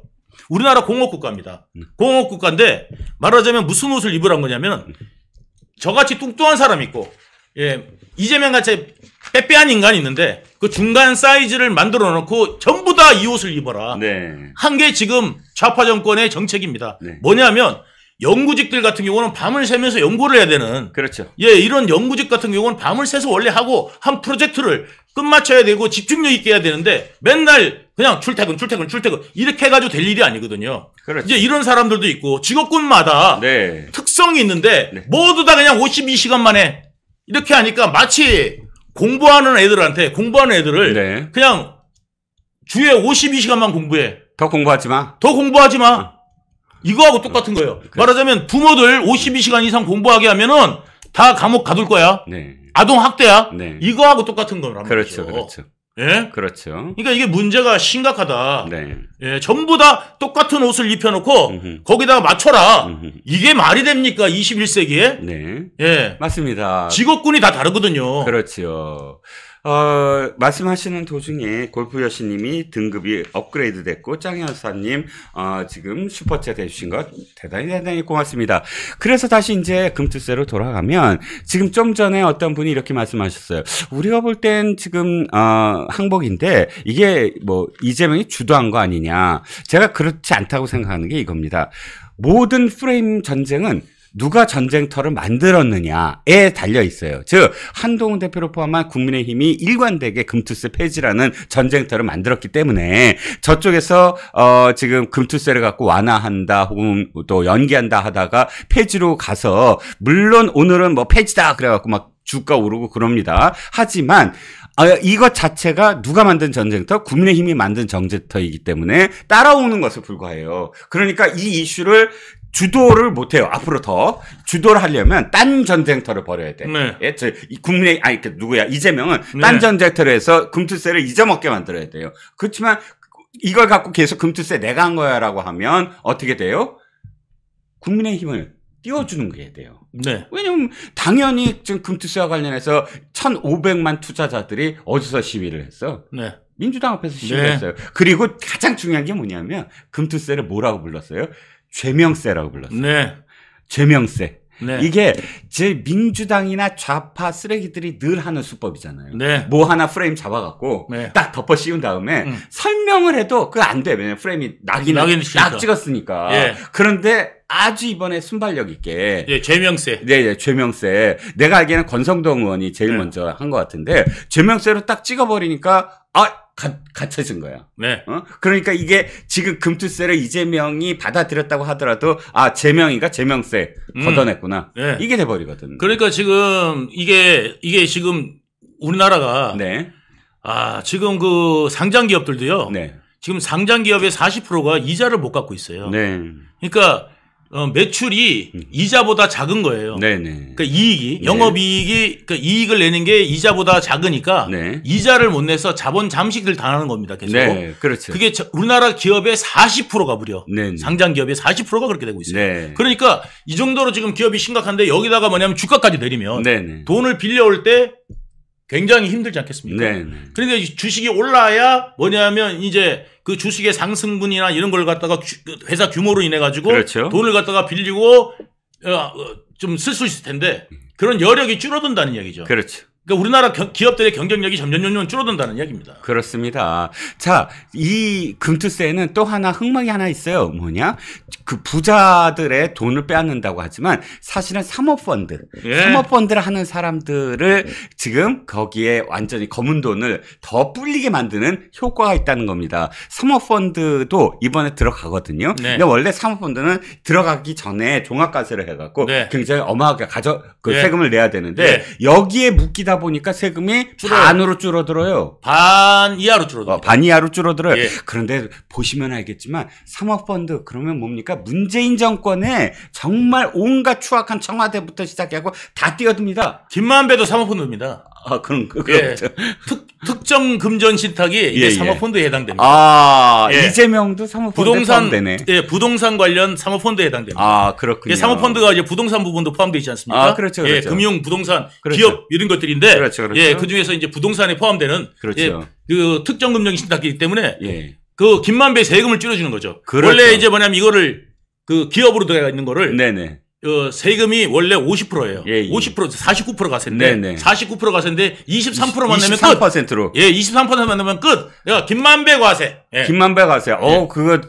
그거 빨리 생각했어요. 예. 예. 그러니까 지금 라임, 옵티머스 모두 다 사모펀드인데요. 생각해보세요. 문재인 정권 때 그거 전부 다 네. 누가 했어요? 네. 문재인 청와대 때는 문재인 때 네. 열린우리당 공천받은 놈들 그런 놈들이 전부 다 했고 또 네. 노무현 정권 때 총리, 부총리 했던 네. 이현재부터 시작했고 다 이 펀드 좋다라고 얘기했고 네. 또 이낙연의 가장 오른팔이었던 보좌관 예. 그 펀드 때문에 죽었잖아요.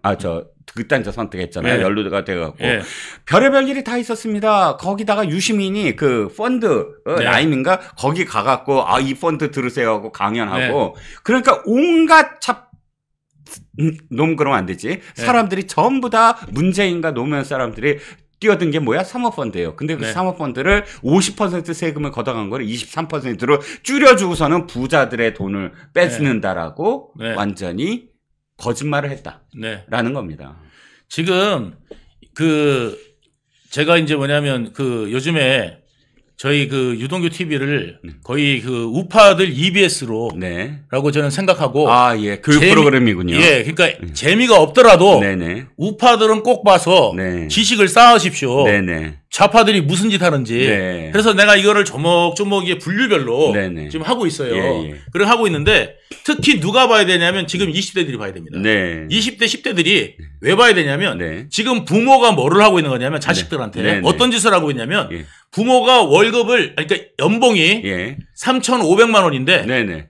지금 집 살림을 네. 6천만 원 빚을 내 갖고 네네. 6천만 원 정도의 생활을 소득사회의 생활을 하고 있는 거예요. 네네. 그러면서 이제 애들한테도 네. 야 네가 스키장 가는 거 다 지금 아버지가 해주는 거야. 네. 이제 이렇게 생색을 낸 거예요. 네네. 그 애들은 모르니까 네. 이거 우리가 그렇게 사나보다 예. 이러고 이제 그 생활이 또 젖어 있었어. 예. 있었는데 나중에 보니까 아버지가 이제 죽을 때 다 됐는데 네네. 이 빚은 네가 갚아야 된다. 네. 지금 이런 상황이 앞으로 될 거라는 거죠. 그렇죠. 예. 사실은 아이들의 호주머니에 있는 돈들을 다 뺏어갖고 지금 우리가 흥청망청 쓰겠다라는 게 이재명의 기본 소득입니다. 그것뿐만 아니라 지금 네. 뭐냐면 우리 세수가 350조인데 네.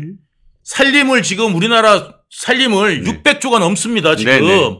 그러니까 600조가 넘게 400조 정도 이하로 꾸려야 되는데 네네. 지금 600조 규모로 지금 꾸리고 있는데 네. 여기에 지금 200조 정도가 어디냐면요. 네. 120조고 국세로는 120조고 네네. 지방세까지 합치면은 200조 정도가 뭐냐면 복지비예요. 네. 예. 예, 복지로 다 나갔죠. 복지비가 200조 정도 나는데 이거를 줄일 수가 없어요. 이거를 예. 또 줄인다 그러면 어떻게 되겠어요? 그렇죠. 국민들이 불만이 있죠. 국민들이 불만이 폭증하기 때문에 예. 이거를 늘려놓으면 줄일 수가 없어. 그러니까 네. 문재인 정권 때 늘려놓은 거를 뭐라고 그러냐면 문재인 정권 때 빚이 이렇게 늘었어. 그랬더니 네. 저기 뭐야 지금 윤 정부 때도 같이 빚이 늘고 있어. 네. 이러는데 여러분 그거 틀린 말입니다. 윤 정부 때 늘려놓은 거를요. 한번 예산은 늘려놓으면요. 줄일 수가 없습니다. 국가 재정은 특히나 그렇죠. 국가 재정은 줄일 수가 없습니다. 예. 그렇기 때문에 지금 세수를 생각해가지고 미래 세수까지 생각해가지고 국정 운영을 했어야 되는데 윤 정부 때 포퓰리즘 하면서 막 풀어 제껴가지고 그렇죠. 이게 민주당에서 막 풀어 제꼈어요. 그렇죠. 특히 이재명 뭐 하냐면은요 25만 원 하면서 네. 거기 뭐야 그 정부에다가 네네. 해주라고 난리를 네네. 쳤지 않습니까? 네. 그 바람에 뭐냐면 이게 방만하게 돼가지고 네. 이 빚이 그럼 결국은 누구한테 가느냐? 네. 지금은 안 터집니다. 곰고 해가지고 말하자면 여러분 나중에 는 카드 돌려막기 예. 하고 빚 돌려막기 예. 하다가 한계에 오면 나중에 부도나잖아요. 개인도. 예. 개인 파산 오듯이 예. 지금 이거 이제 빚이 늘어나서 이제 우리나라가 빚 낼 수 없는 상황에서 터질 때는 언제냐? 네. 지금 40대들 이제 60 되기 전에 그 꼴 볼 거다. 그렇죠. 말씀드리는 겁니다. 맞습니다. 이거 20년 이상 안 갑니다. 그렇습니다. 더군다나 우리가 망하는 거 우리가 책임지면 되지만 우리 아이들이 살 수가 없습니다. 왜? 지금 그 아이들이 쓸 돈을 전부 다 끌어다가 완전히 퍼주자라는 겁니다. 지금 3대 아니라니까. 아이가 아니라 우리 아이들이 다 이게 보게 된다니까요. 아, 예. 그리고 지금 또 연세가 지금 어떻게 되시는지. 저요? 90 정도 되십니까? 아이들이. 맞습니다. 예. 자, 그리고요. 예. 지금 여러분들이 생각하셔야 될 게 뭐냐면 민주당이 지금 법을 바꾸고 있어요. 어떻게 법을 바꾼다고요? 추경을 자동으로 하재. 네. 추경을 무조건 하자. 무조건 그냥 자동으로 추경을 해서 네. 추경이란 건 뭡니까? 추가 경정 예산 땡기는 거예요. 그냥 네. 없는 것을 예산 다 통과됐는데 그 통과된 예산 이외의 돈을 계속 땡겨서 쓰겠다는 거를 법으로 아예 보장을 하고 마지막으로 선진화법에서 만든 게 11월 며칠까지 만약에 여야 합의가 안 된다 그러면 그 다음 날로 이 정부안을 그냥 그러니까 본회의에 부의하게 되어 있는데 그걸 없애는 거예요. 네. 그래 놓고 어떻게 한다? 국회의장과 교섭단체 대표들이 결정한다. 이렇게 돼 있어요. 그럼 누가 결정하는 거예요? 국회의장이 결정하는 거야. 그러니까요. 그렇게 해서 국가 재정을 야당이 지 맘대로 하겠다. 그러니까 민주당이 지 맘대로 하겠다라는 법을 지금 개정을 했습니다. 근데 물론 거부권을 행사하겠지만 당연히 말도 안 되는 상황이라는 거죠. 그러니까 지금 입법권 가지고요. 네네. 국가를 자기들 마음대로 주무르겠다. 그렇죠. 그러니까 삼권 분립이 완전히 위배되고요. 그렇습니다. 지금 자기들의 권한만 써야 되는데 자기들이 실제로 행사하는 권한까지 쓰겠다는 거거든요. 그렇죠. 그러니까 자기들이 통제하에 두겠다는 것은 자기들의 실적 행정부가 원래 가져야 될 통제 권한을 입법부가 가지겠다는 거기 때문에 그렇습니다. 니들이 법 바꿔가지고 재판도 하지 그러냐? 그 이재명 방탄할 필요가 없잖아. 아니 지금 개헌이 그거예요. 국민 투표로 결정하자. 국민 투표로 대통령을 끌어내는 걸 결정하자. 이거거든요. 그러니까 이게 위헌이죠. 위헌이죠. 말이 안 되죠. 또 한 가지가 있습니다. 이재명이 정말 최악인 게 생중계가 거의 확실시되고 있다라는 분위기가 좀 있어요. 그러니까 저 이번에 이재명의 선고 있지 않습니까? 그거 왜 저는 이렇게 생각합니다. 네네. 저는 이렇게 생각하는 게 지금 뭐냐면 소법정에서 중법정으로 바뀌었거든요. 왜 바뀌었냐면은 이 소법정 같은 경우는 올라갈 때 통제하기가 상당히 어렵습니다. 그런데 이 중법정은 통로가 하나라서 그 하나의 통로만 통제하면 자동으로 통제가 가능합니다. 방청객을 말이죠. 방청객 통제가 가능하고요.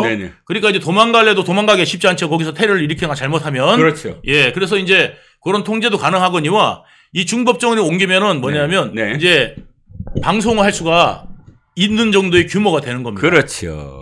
그렇습니다. 그래서 물론 이게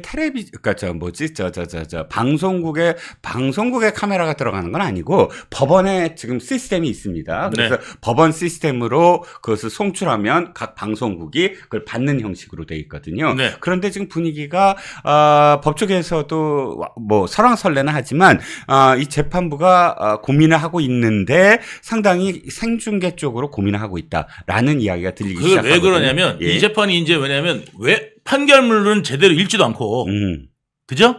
판결문 제대로 읽지도 않고 판결문을 갖다 꼬아가지고 국민들을 또 속이고 선동할 수 있기 때문에 그러니까 이거를 갖다가 제대로 재판 다 봐라 라고 할 수 있다 이 이야기죠. 그렇습니다. 그런데 지금 또 민주당에서는 이렇게 주장을 해요. 야, 이재명 무죄가 다 무죄다.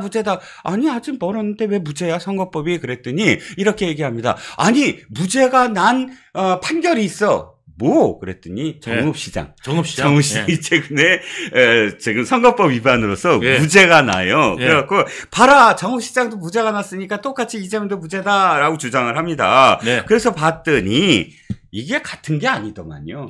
이거 보셨어요? 아유, 그건 못 봤습니다. 아니, 봤더니 이거예요. 지금 이 정읍시장이라는 사람이 지자체 선거에서 이렇게 좀 허위사실이에요. 상대 후보가 땅 투기를 했다고 얘기한 거예요. 뭐 일부의 어떤 땅을 어떻게 사고 이거를 이제 토론에서도 얘기하고 했어요. 그런데 지금 재판부는 1심에서는 유죄를 냈는데 대법원이 무죄 확정을 했는데 무죄 확정이 이게 투기라는 말은 딱 한 번 들어가고 포괄적으로 얘기했다. 뭐 이 전체적으로. 그래서 이거는 그야말로 이제 이 표현의 어떤 자유를 좀 줘야 되는 게 아니냐라고 이야기하면서 뭐 몇 가지 더 있지만 어쨌든 이 사안 자체가 이재명의 사안과 비교가 될 수 없는 사안이다라는 겁니다.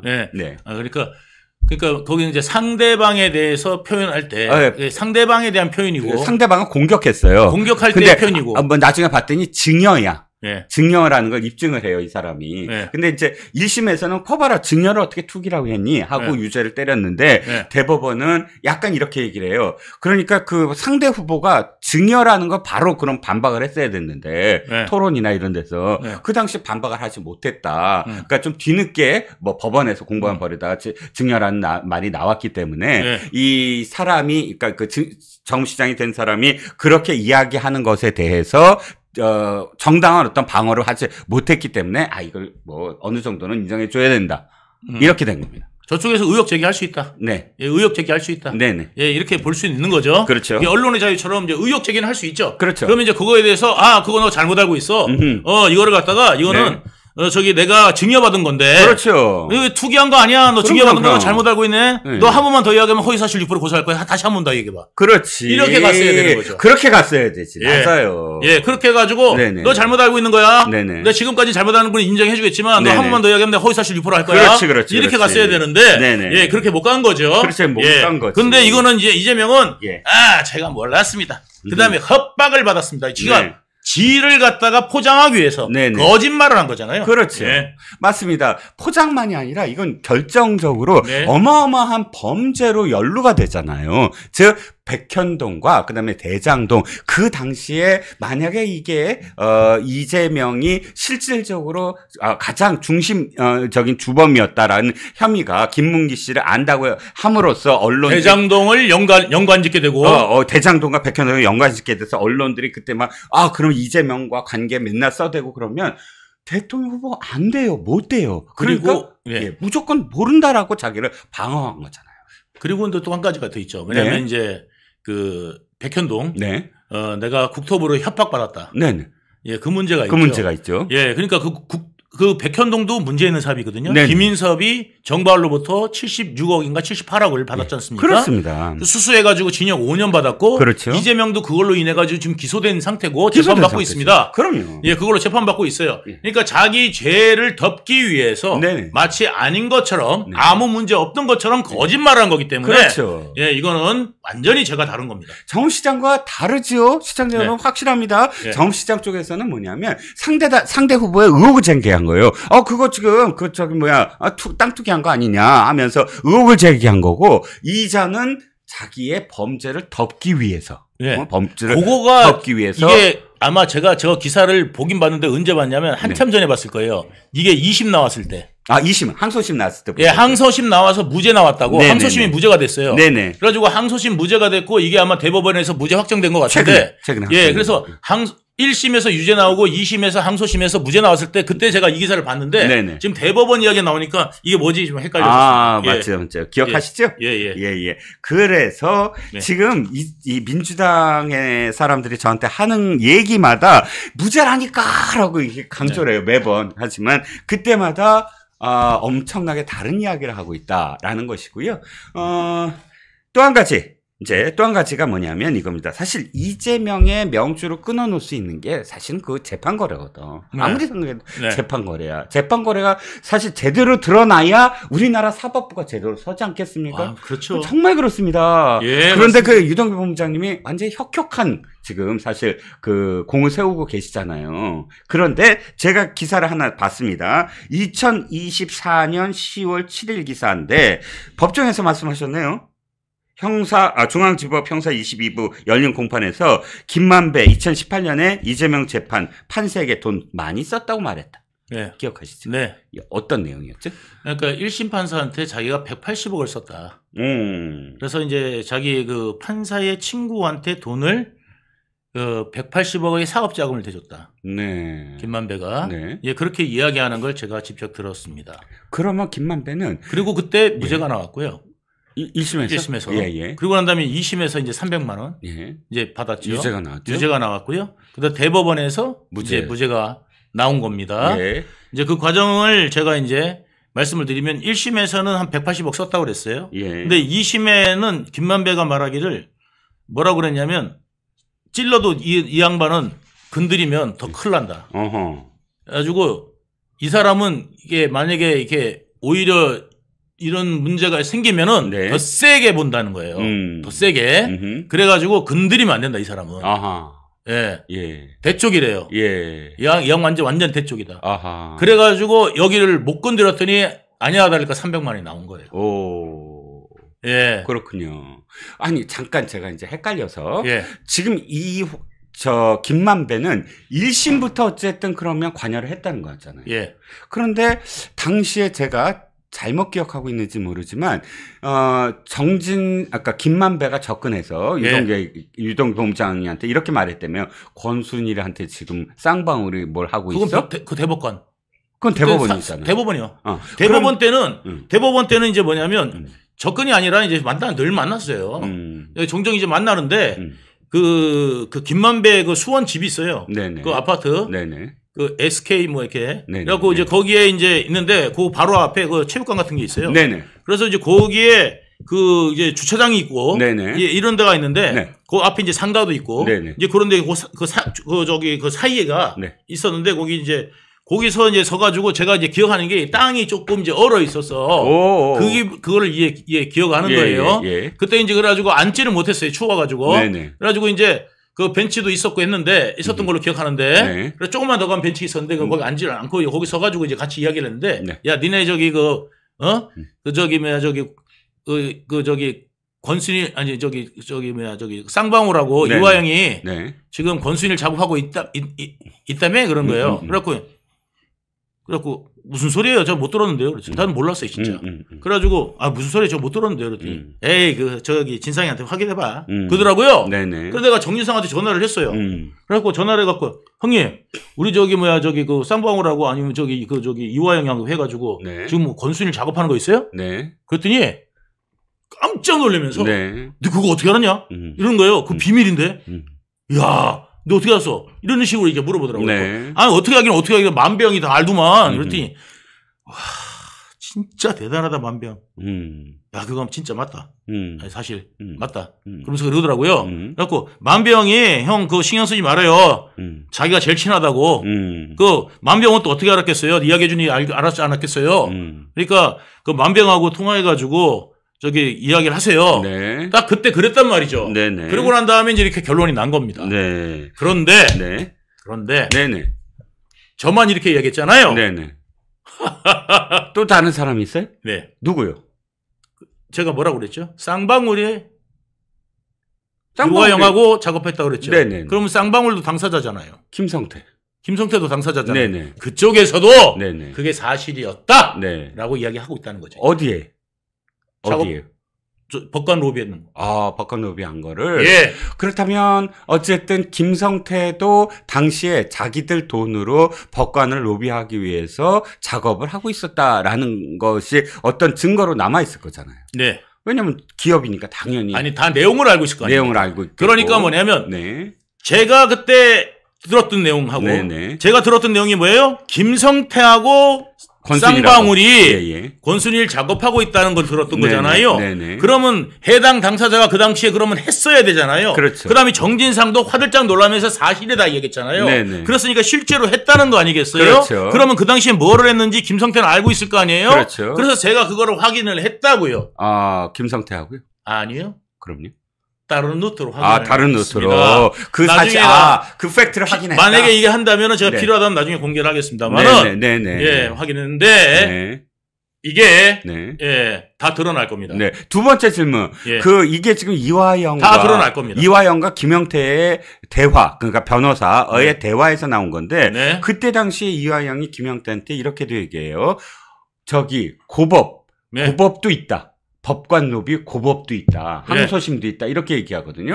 근데 그럼 쌍방울인데 쌍방울이 고법도 그럼 하려고 했었다? 이렇게 이해를 해야 되나요? 그러니까 이제 그런 부분들이 이제 쌍방울 김성태 입으로 다 나올 거라고 생각되고요. 예, 확인이 될 거라고 생각됩니다. 이제 내가 볼 때는 쌍방울 김성태가 마음을 안 먹어서 그랬지. 의리 때문에 굉장히 의리 있는 사람인 것 같아요. 제가 볼 땐. 예, 그런데 이 부분에 너무 실망이 큰 나머지 이제는 다 입을 열고 국민들의 궁금증을 다 해소해 줄 거다. 이렇게 저는 확신합니다. 만약 그렇지 않으면 저도 제가 할 이야기가 있다. 말씀을 드립니다. 그리고 여러분들이 생각하시는 그 내용들에 저는 근거 없이 절대 말씀드리지 않는다라는 말씀을 분명히 드립니다. 네. 그러니까 이재명 너는 실수한 거야. 아, 뭐 옛날에 재명아 실수한 거야. 유동일 본부장께서도 말씀하셨잖아요. 나는 네 밑에 있으니까 그냥 삐리로 보였지. 네 밑에 있으니까. 차근차근 말려 죽이겠다. 아, 내가 증거 없다고 생각하니까 나를 가지고 갖고 하려고 그랬던 거죠. 네네. 근데 동규야 부탁한다. 네가 좀 해줘라. 네네. 이것과 그냥 썩은 거 먹어. 아니 잘라낸 것과 같이 않잖아요. 내가 도마뱀 꼬리냐? 네. 그렇죠. 예, 그렇습니다. 도마뱀 꼬리가 된 그 꼬리의 기분을 아세요? 나도 모르게 나는 떨어져 있더라고. 아까는 같이 다녔었는데 이게 막 다닐 때 같이 다녔었는데 그렇지. 보니까 떨어져 있는 거야. 그때서야 내가 꼴이었구나라는 걸. 나 잘렸구나. 잘린 거구나. 그렇구나. 이미 이렇게 된 거예요. 그렇죠. 그렇습니다. 자, 또 하나 기사가 제가 본 게 이런 제목이 있어서 갖고 왔어요. 유동규 본부장이 지금 법정에서 한 말인 것 같은데 7차 공판, 대장동 7차 공판에서 이재명을 비판한 시의원의 뒷조사를 지시받았다. 네. 어떤 내용인가요? 그 이재명을 갖다가 맨날 깐 그 당시에 시의원, 시의원 성남시 의원들이 있어요. 네네. 몇 명이 있어요. 그 중에서 이제 제일 짜증나는 게 뭐냐면 그 실명을 이야기할게요. 유군지 의원. 그 당시에 유군지 의원이라고 있었고, 뭐 김재노라고 또 있고, 그래서 의원들이 있는데 이재명을 워낙 가가지고 엄청나게 싫어했어요. 그래가지고 이제 이것들 뒷조사 좀 어떻게 안 되나 막 그러면서 이랬단 말이야. 그래가지고 내가 그때 이제 알아보니까 이제 유군주 의원이 뭐를 했냐면 이제 정지상 이러더라고. 유군주 이거 저기 못해라던 놈인데 이거 분명히 파보면은 뭐 성매매 이런 거 해가지고 분명히 있을 기다. 그거 한번 찾아봐라. 나보고 그렇게 오더를 내렸어요. 그리고 이제 김재노는 뭐였냐면 김재노 의원은 뭐였냐면 그 당시에 이제 또 뭐가 있었냐면 무슨 업자로부터 그 골프 연습장, 골프 연습장, 그 연습장의 연간 회원권을 받았다. 이제 이 이야기가 있어가지고, 그거 관련돼가지고 좀, 그 연습장에 아는 사람 확인해가지고, 그 사실이 있으면 경찰을 내다가 넣어라. 이제 이런 이야기가 있었죠. 그렇군요. 그러니까 사실 이게 무슨 조폭들도 아니고 솔직히 뭐 김성태한테 조폭 얘기를 하지만 자기를 비판했다고 해서 뒷조사를 지시하는 시장이 있을까요? 그건 기본적으로 시장의 어떤 자질, 법, 마인드 이런 게 전혀 없다. 그러니까요. 아니 모텔하면은 그게 뭐 불법한다는 그게 있습니까? 그렇죠. 그리고 확인해 보니까 그 내용을 아는 사람이 없어요. 그러니까 정당하게 돈 주고 끊었는 것 같아요. 그래서 제가 더 이상 그 의원들에 대해서는 아니 사실 그건 뭐 안 했습니다. 그렇죠. 불법적이니까 그런 지시를 내리는 사람의 정말 그 뭐랄까 뭐 인간성 내지 시장이라는 걸 어떻게 하는지 사실 자기가 구린 사람이 그런 걸 더 많이 또 의심하잖아요. 자기가 구리니까 그런 거겠죠. 그런데 저는 이 50억 클럽 6명에 대해서도 사실 제대로 수사를 해야 된다. 보니까 전부 다 대개는 다 수원에서 수원 지검에 있다거나 수원 지법에 있던 사람들이고 다 대개 그리고 나중에 검찰총장 되고 해서 뒤에 어떤 직위가 커서 그렇지. 저는 지금 제일 심각하게 생각하는 사람이 사실은 지금 많이 거론되고 있는 권순일보다 더 심각한 사람이 딱 한 사람이 저는. 김수남? 아니요. 그럼요. 김수남도 지금 뭐 그때 당시에 많이 도와준 걸로 알고 있어요. 그렇지 많이 그걸 한 걸로 알고 있긴 하지만 그것보다도 지금 현직에서 최고 파워를 내고 있는 사람이 따로 있습니다. 현직에서? 그러니까 지금 이제 검찰에 있다는 얘기가 아니고요. 그 사람의 입김이 우리나라에서는 굉장히 크게 작용할 수 있는 힘을 갖고 있습니다. 6명 중에 한 사람입니까? 그렇군요. 그래서 이제 그 사람이 그 회사의 의견과는 다르게 그 회사 안에서의 입지가 있기 때문에 그 사람의 입지로 인해서 이게 이제 관련될 수가 있다. 그 사람하고 이제 그 당시에 내가 이거 언론에다가 내가 이야기하기도 힘든데 그 사람이 지금 뭐냐면 그 당시에 이제 중앙일보 사주하고 이재명하고 연결하는 것까지 제가 그 당시에 했었었거든요. 홍석현이요. 홍 회장 만나기 전까지. 그래서 이제 홍 회장을 만나냐 마냐 해가지고 네. 모처에서 만나는 것까지 그때 이제 연결을 제가 하려고 한 적이 있었어요. 네네. 근데 이제 저를 그때 패싱하고 네. 그때 이제 그 사람이 그 홍 회장을 연결해 주기 전에 네. 그때 그 대구에 네. 유력 신문인 지방지인 네. 예 모모일보에 네. 그 회장하고도 네. 이재명하고 저하고 네. 같이 밥을 먹은 적이 있습니다. 네. 보고집에서 네. 밥을 먹은 적이 있는데 네. 그 후에 이제 그 중앙일보하고 이제 JTBC가 이재명을 좀 깠어요. 네. 그랬더니 이제 정진상이 네. 저거 어떻게 안 되냐 네. 해가지고 그분한테 이야기를 했더니 네. 그 자리를 마련하겠다 아하. 해가지고 연결을 하고 있는데 네. 저는 이제 진상이 형한테 형 안 만날 거야 그랬더니 머뭇머뭇거리더라고. 네. 그때 나는 이미 잘렸을 시기인 거예요. 아 중요한 어떤 일이나 중요한 정보에서 제외를 시키기 시작한 그때. 거구나. 21년도에 제외시키기 시작 한때 내가 이제 하니까 뭐냐면은 그거를 내가 만나는 걸 또 주선하면 그걸 다 또 이야기 알 거 아니에요. 그러니까 되겠지. 비밀 정보에 대해서는 됐다 그냥 안 만나기로 했다 이런 식으로 얼버무렸었거든. 약간. 근데 나는 안 만날 리가 없잖아요. 예, 예. 오히려 만나게 해달라고 해놓고. 그렇지. 성사되니까, 안 만난다. 예, 이게 말이 안 되잖아요. 그래서 난 이거 이상하다 생각을 했었어. 그때 깨달았어야지. 나는 몰랐지. 난 믿었지. 그냥 깨졌나 보다. 이제는 우리 그 대장이 마음이 깨끗해져서 이제 저런 거 힘을 안 써도 되나 보다. 이렇게 생각을 했지. 예. 얼마나 이렇게 순수해. 그러니까 개딸들의 마음을 이해해. 니들의. 개딸 마음 이해해. 충분히 이해해. 이해는 해. 예, 이해는 그래서 해. 용서는 못하겠어. 아니, 그냥 이해는 해. 네. 이해만. 예, 이해만 해. 이해만. 예. 그렇군요. 와, 그때 어쨌든 이재명은 참, 뭔가 획책을 하려고 예. 점점 많은 사람들을 만나기 시작하고 예. 정재계의 또 유명한 사람들을 만나고 하면서 예.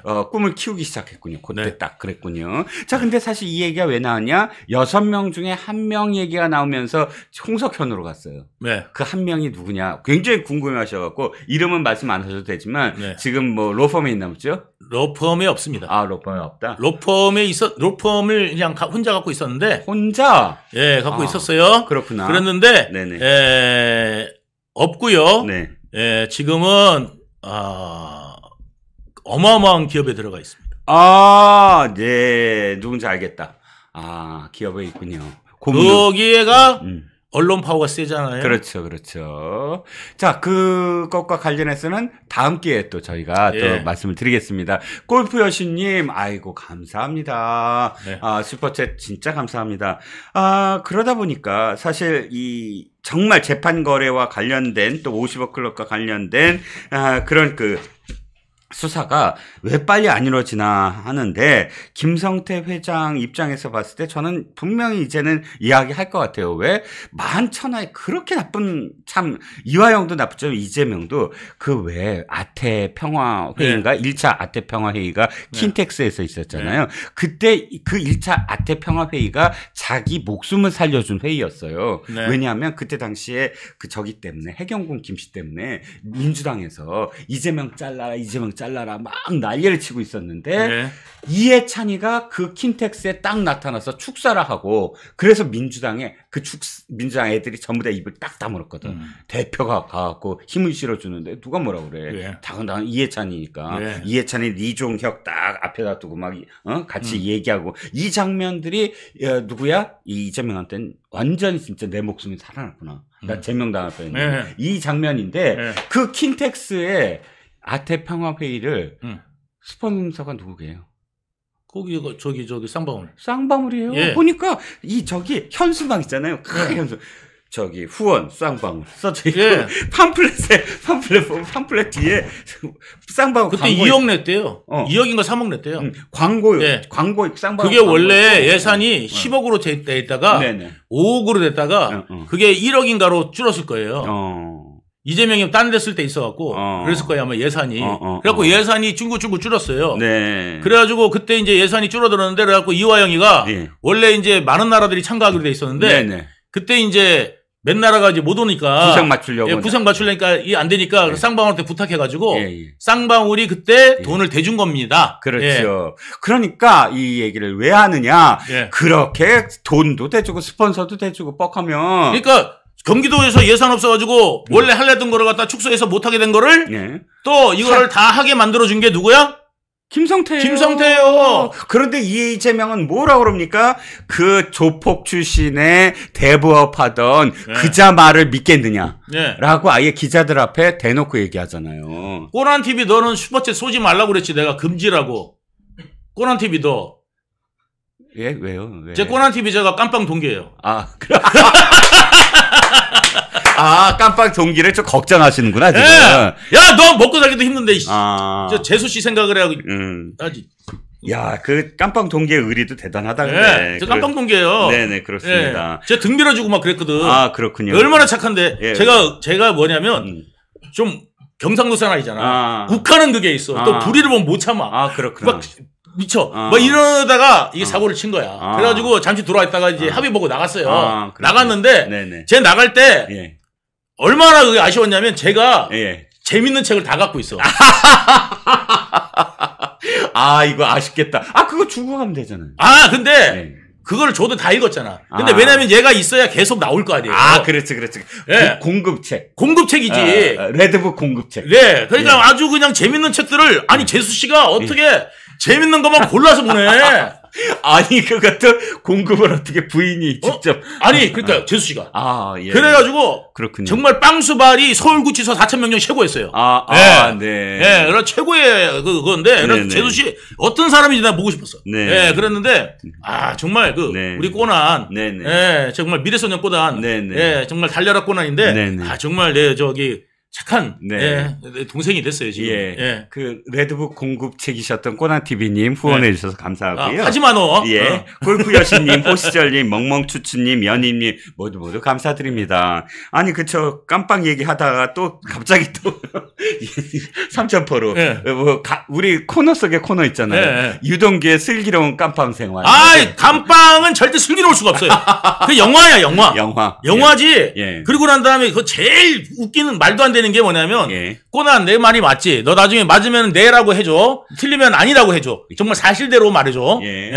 꼬난 네가 아는 대로. 검찰청에 가잖아요. 네네. 검찰청에 가면은 딱 이런 거 있잖아요. 영화 보면은. 네. 제가 그냥 사실대로 말할 테니까 담배 하나 주십시오. 예. 이러면 담배 탁 꺼내갖고 탁 주면서. 영화는 다 그러잖아요. 그러면 사실은 말입니다. 이렇게 하잖아요. 네네. 이러잖아요. 다 영화입니다. 네. 지금은 이제 예를 들어서 담배 하나 주십시오. 그러면 그냥 불 안 벌어도 돼요. 내가 그냥 조사할게요. 이렇게 합니다. 맞아 안 맞아? 거기 조사받으러 와서 담배 피울 수 있어 없어?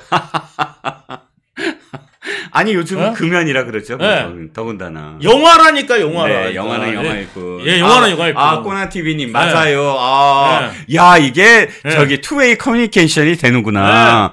절대 나는 솔직히 얘기하면 꼬나TV님 지금 그렇게 맞장구 안 치실 때까지는 그냥 안 믿었어요. 솔직히 얘기하면 담배 주는 사람도 있겠지. 안 돼요. 전혀 아닙니다. 이렇게 생각을 했는데 전혀 아닙니다. 꼬나TV님이 절대 안 돼요. 그러니까 나 믿겠어 이제부터. 절대 안 돼. 전혀 말도 안 된다니까. 왜냐면 뒤에 교도관이 붙잖아요. 담배를 줘요. 교도관이 나가요. 그 다음에 담배준 있잖아요. 네네. 검사 있잖아요. 네네. 교도관이 가서 검사가 담배 줬다고 이야기하잖아요. 네네. 그 검사 징계 먹습니다. 그래가지고 아예 일절 안 됩니다. 그게.